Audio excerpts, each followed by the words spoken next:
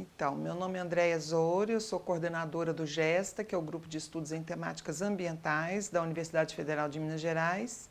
Sou professora do Departamento de Antropologia e Arqueologia e a gente vem atuando no caso dos desastres da mineração desde o rompimento da barragem de Fundão, em Mariana, mas a gente já vem pesquisando os grandes projetos, o licenciamento ambiental de grandes obras como hidrelétricas e mineração já há muitos anos.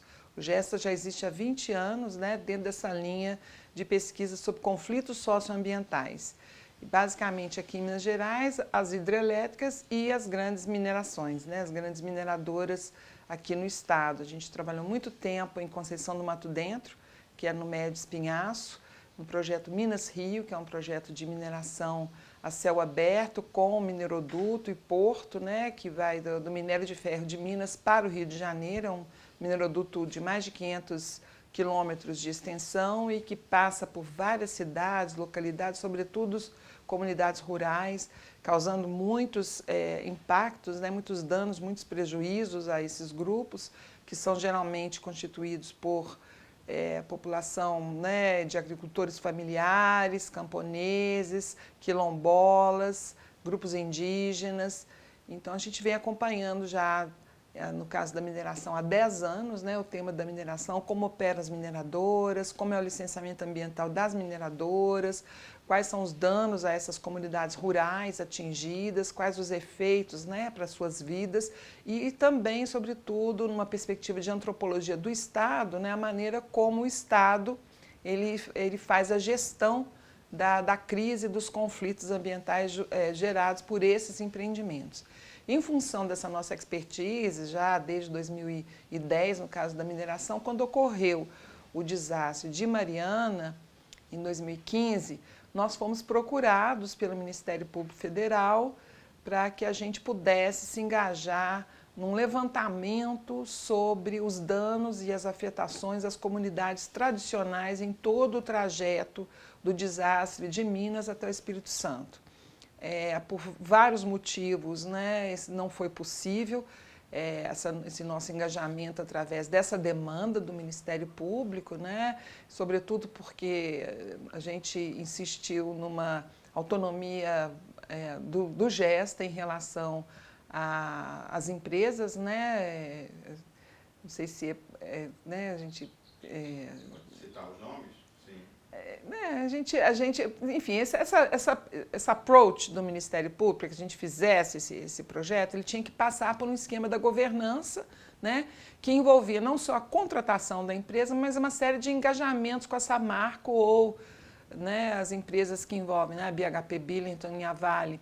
E nós nos recusamos a fazer esse tipo de trabalho com qualquer ingerência ou relação, porque há muitos anos a gente pesquisa que um dos problemas no cenário dos grandes conflitos ambientais envolvendo grandes projetos remete, inclusive, a essa relação direta entre consultorias ambientais e as grandes empresas. As grandes empresas contratam as empresas que fazem os levantamentos, os estudos ambientais, diretamente. E essa contratação direta acaba ensejando todo um direcionamento desses estudos, porque a contratante é a parte interessada na execução do projeto. Então, do ponto de vista técnico, do ponto de vista da isenção, do controle sobre os procedimentos de pergunta, de método e de resultado, ele fica muito comprometido. E a gente, tendo essa compreensão, ficava muito difícil aceitar um contrato, um trabalho em que a gente teria que dialogar diretamente e ter essa relação com a empresa, que, para o nosso entendimento, deveria apenas pagar para a execução dos estudos e o Ministério Público e as outras entidades de defesa dos direitos, então, gerenciariam todo o procedimento, e a universidade faria os estudos técnicos. Mas por uma série de razões isso não foi possível, então, mas nós, então, nesse contato inicial necessário para pensar um projeto de levantamento de danos, de mapeamento das comunidades atingidas pelo rompimento de Fundão, nós chegamos a Mariana, com um mês e pouco do desastre, E ali a gente foi conhecendo, né, as vítimas, os atingidos, fomos travando esses contatos, de forma que nossa equipe, com o passar do tempo, elaborou um projeto próprio.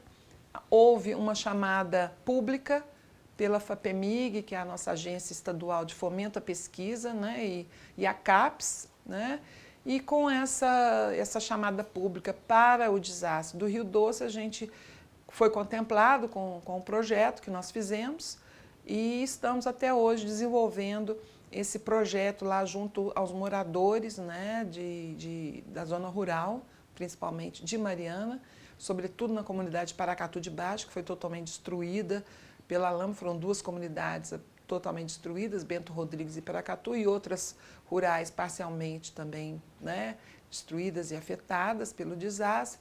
E a gente está se concentrando especificamente em Paracatu. Fizemos já uma cartografia social comunitária junto aos atingidos, e no aspecto que diz respeito à gestão da crise, a gente tem analisado a política das afetações, a forma como o Estado gerencia a crise, né? Isso o Estado envolve também instituições como o próprio Ministério Público, a Força-Tarefa, como é que ele se constituiu, que caminhos, né, e procedimentos foram vislumbrados e adotados através dos acordos com as empresas, né? Então nós acompanhamos todo o processo no plano jurídico e o processo da própria governança do desastre, né, com a criação da Fundação Renova, os programas da Fundação Renova, né, o Comitê Interfederativo, as formas de atuação, portanto, e as consequências dessas atuações.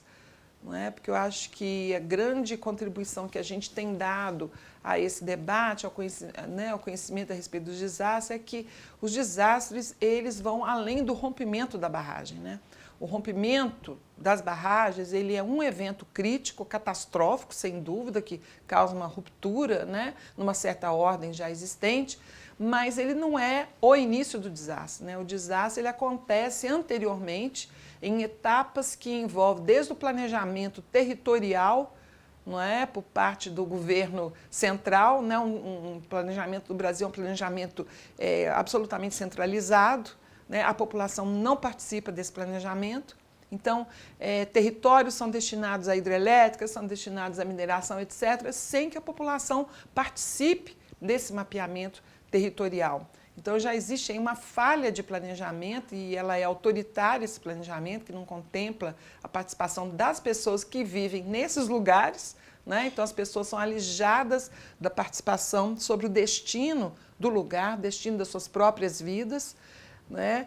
E quando os projetos chegam a essas localidades, ele já foi completamente aprovado em várias etapas, por exemplo, em termos de acordos financeiros que são feitos nessas instâncias, né, centralizadas, e o projeto chega já na fase de licenciamento ambiental. Quando a população fica sabendo, ela está numa fase de licenciamento ambiental, inclusive tardia já, porque quando se propõe até uma audiência pública, por exemplo, né, muitas coisas já foram feitas, e essas audiências públicas, ao longo dos anos também, elas foram se tornando um mero, né, procedimento burocrático dentro do rito do licenciamento ambiental, né? Então, as pessoas, de fato, não participam plenamente, porque elas não têm informação, não leram o projeto, não avaliaram o projeto, não se prepararam para aquela audiência.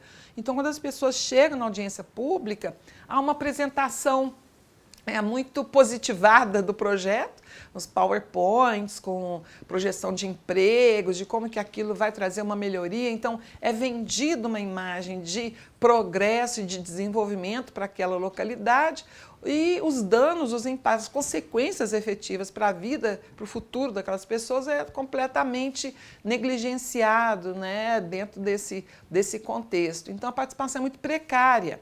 Então, nós temos aí já problemas que surgem na implantação desses empreendimentos, né? Sem essa participação. Por outro lado, também os estudos de impacto ambiental para essas obras são todos muito precários, são estudos formatados e contratados no mercado de consultorias, é uma contratação direta, né? Como eu já disse, ele é direto, o que faz com que essa empresa de consultoria seja uma empresa que tem que responder aos interesses da empresa contratante, então há uma dependência direta e, de fato, os técnicos não dispõem de uma autonomia suficiente para apontar reais impactos e problemas da instalação daquela obra. A mesma lógica se aplica quando essa obra já está instalada e que, no caso das barragens hidrelétricas, né, as técnicas que são escolhidas também é importante que a gente coloque, né? Todo esse processo se dá dentro de uma racionalidade, que é uma racionalidade da economia, do lucro, da acumulação, né?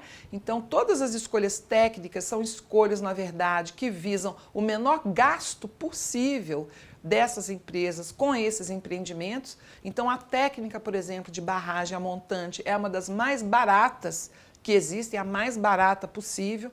Então, a lógica que rege, né, esses empreendimentos é a lógica da rentabilidade dos negócios, né? E isso influencia tudo, desde a contratação dessa consultoria para elaborar estudos até a escolha técnica de qual técnica vai ser usada entre todas as técnicas disponíveis, que a gente sabe que existem outras mais sofisticadas e mais interessantes, por exemplo, né?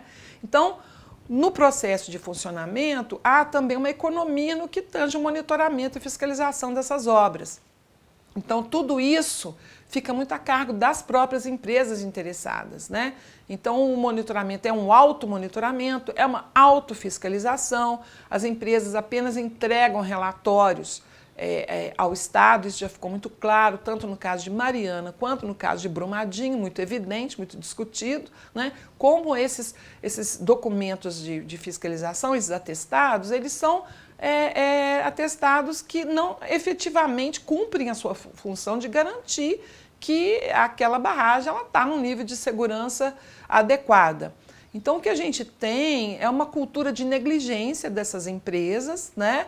As empresas, elas visam absolutamente a acumulação e o lucro. É importante dizer que, a despeito dos 2 grandes desastres em que a Vale esteve envolvida, né, a Vale não deixou de lucrar com as suas operações, inclusive com os desastres, né? E ela pagou todos os dividendos aos seus acionistas, né, aos investidores. Então, ela teve lucro e pagou, enquanto que o ressarcimento, a reparação, né, aos atingidos, tanto de Mariana, cujo desastre já dura 5 anos, quanto de Brumadinho, que nós já estamos caminhando para 2 anos de desastre, isso daí fica num processo moroso de negociações em cima de negociações, né, e as vítimas sendo prejudicadas, porque o desastre, portanto, ele se prolonga no tempo e no espaço, né? Você tem um desdobramento do desastre para além do rompimento. Esses processos e a engenharia que social e tecnológica para a reparação, ela é uma verdadeira tortura para os atingidos. Os moradores de Mariana estão há 5 anos, né, sem ter a perspectiva do reassentamento, né, negociações longas em muitas regiões e zonas do desastre de Mariana, em que as assessorias técnicas já deveriam ter sido contratadas, não foram contratadas até hoje. A morosidade no processo de reparação, ela é interessante do ponto de vista da lógica da rentabilidade dos negócios, que rege, inclusive, os procedimentos de gestão do desastre, né? Então, não é interessante para as empresas resolverem tão rapidamente esse problema da reparação. Eles ficam num longo processo de negociação, inclusive do ponto de vista da definição de quem é e quem não é atingido. Esse é um dos problemas assim centrais do dilema que envolve aí os desastres, todos os desastres, né? A identificação do universo atingido, porque os danos, os prejuízos, eles não são autoevidentes. Evidentemente, alguns são autoevidentes, as pessoas que morreram nesses 2 desastres, né? E pessoas que perderam, até as pessoas que perderam as suas casas, que parecia, a gente olha essas imagens na mídia de casas destruídas, da lama que entrou, a imagem que se tem é de que o desastre ele é evidente, ele é objetivado ali, está debaixo da lama, a pessoa vê. Mas não é assim de fato o que acontece, né? Então, a definição do que é atingido, ele está em disputa em todo esse processo. Então, é um longo processo de disputa, de negociação, né? Porque as empresas, elas querem gastar o mínimo possível. Então, até mesmo uma casa que evidentemente foi destruída, você entra numa discussão sobre o material de construção daquela casa, quantos cômodos tinha aquela casa tinha uma finalização, era uma casa de que porte. Então, todo um detalhamento sobre essas perdas, né, o tipo de perda que foi, né, se as benfeitorias da casa, se a casa tinha, né, os animais daquela família, daquele núcleo familiar, quando a gente está falando de zona rural, né, o que foi perdido na zona rural. As empresas contabilizam, inclusive, quantos pés de mandioca, quantos pés de manga, né, o que era manga, era um pé, eram 2 pés, você tinha galinha, o atingido fala, eu tinha 15 galinhas, a empresa fala, não, comprove que você tinha 15 galinhas. Né? Então, traga fotos, traga documentos. Quer dizer, como é que a pessoa vai comprovar que ela tinha 15 galinhas e a empresa disposta a pagar por 5 galinhas? Ninguém na zona rural tem 5 galinhas apenas. Então, eu estou detalhando para a gente entender até onde chega o nível de negociação e de mesquinharia dessas empresas em relação à reparação dos danos. Na zona rural, contabiliza-se número de pé de couve, número de pé de mandioca, números de quantas galinhas as pessoas tinham, quanto de ovo ela tirava, né? E exige-se dessas pessoas a comprovação sobre essa quantidade, né? Então é algo assim absurdo do ponto de vista que quando a gente pensa que nós estamos lidando aqui com atores que têm um poder muito distinto, uma posição social e um capital muito distinto da sociedade. Nós temos uma empresa multimilionária, internacional, né? E, do outro lado, agricultores, famílias rurais que criam galinhas, que criam porcos. E a empresa quer controlar o número de porcos, quer diminuir o número de porcos e de galinhas, depois de ter arruinado com a vida dessas pessoas, com toda a organização social, política, a família, os planos de vida, a gestão sobre o seu próprio, né, dia a dia, sobre o seu próprio futuro. As pessoas se sentem completamente submetidas, submissas, né, ao controle de outro, que agora é a empresa, né, que detém todo o controle sobre a gestão e sobre a administração do procedimento de reparação. As pessoas falam muito de que a vida delas não só foi interrompida, mas se encontra pausada. Aquela imagem, né, de que você está assistindo um filme, tem um controle remoto que está na sua mão. Você liga, dá o play e você, né, pausa quando você quer.